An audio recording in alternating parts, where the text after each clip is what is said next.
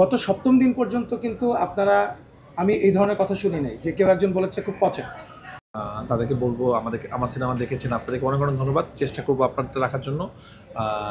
But বেশিরভাগ দর্শক যেটা বলছেন এটা আমার জীবনের সেরা সিনেমা তাণ্ডব, তাদেরকেও ধন্যবাদ। তো আসলে আমরা সবই শুনি, সিনেমা তো এক একটা সিনেমা একরকম হয়। আমার প্রথম সিনেমা একরকম ছিল, গ্রামের ছিল। তারপরে খেলার সিনেমা বানিয়েছি আমি, যেখানে খেলাধুলা ছিল, যেখানে মুক্তিযুদ্ধ ছিল। আমি রোমান্টিক ছবি বানিয়েছি পরাণ, যেখানে পাগলের মতো ভালোবাসা ছিল।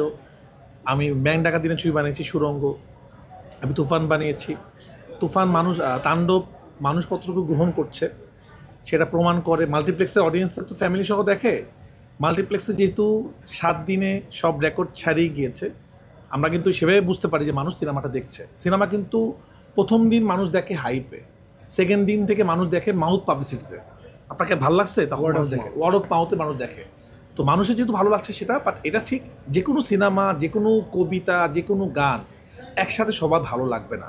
এক্স্যাক্টলি। কারণ আমি প্রচণ্ড রিকোয়েস্ট পাই, প্রচুর ইয়াং ছেলেরা এতদিন আমাকে রিকোয়েস্ট করতো, ভাই আমরা ইংলিশ সিনেমাতে তো অ্যাকশন দেখি, আমাদের সিনেমাতে কেন সেই অ্যাকশন দেখতে পারি না। এবং আপনাদের অনেক সাংবাদিক ভাই বোনেরা সরঞ্জাম বলছে যে আমরা জন উইকের মতো ফাইট করতে চাই। তো আমাদেরকে সবসময় চিন্তা করতে হয়, আমাদের জেনারেশনকে আসলে চিন্তা করে সিনেমা বানাতে হয়। আমরা এবার যেটা চেষ্টা করেছি, আমরা ইংলিশ সিনেমাতে যেরকম ফাইট দেখে অভ্যস্ত সেরকম করার চেষ্টা করেছি। তো হ্যাঁ, কিছু ফ্যামিলি অডিয়েন্সদের তো আসলেই মারামারি দেখতে ভালো লাগে না। তো তাদেরকে আসলে তাদেরকে দুঃখ প্রকাশ করা কিছু নাই। হ্যাঁ, সামনে ইনশাল্লাহ আমি কোনো একটা সিনেমা বানাবো, সেই সিনেমাতে মারামারি থাকবে না। কিন্তু আসলে সিনেমাটা খুবই এক একটা সিনেমা এক এক রকম। কোনো সিনেমাতে আসলে ডিমান্ড করবে সেটা, আমাদের সিনেমাতে যেরকম ডিমান্ড করেছিল সেটা করেছি এবং দর্শক সেটা পছন্দ করছে। বাট আমরা সকল ধরনের অডিয়েন্সের বক্তব্যকেই সাধুবাদ জানাই এবং সেটাকে আমি সম্মান জানাই। তারা সিনেমা দেখেছেন টাকা দিয়ে, তারা যে কোনো কিছু বলার অধিকার রাখেন, তাকে অনুমোদন। আমার কাছে মনে হয় যে হল রিয়াকশনগুলো তো আমরা নিচ্ছি না, হল রিয়াকশনগুলো আপনারাই নিচ্ছেন, রাইট?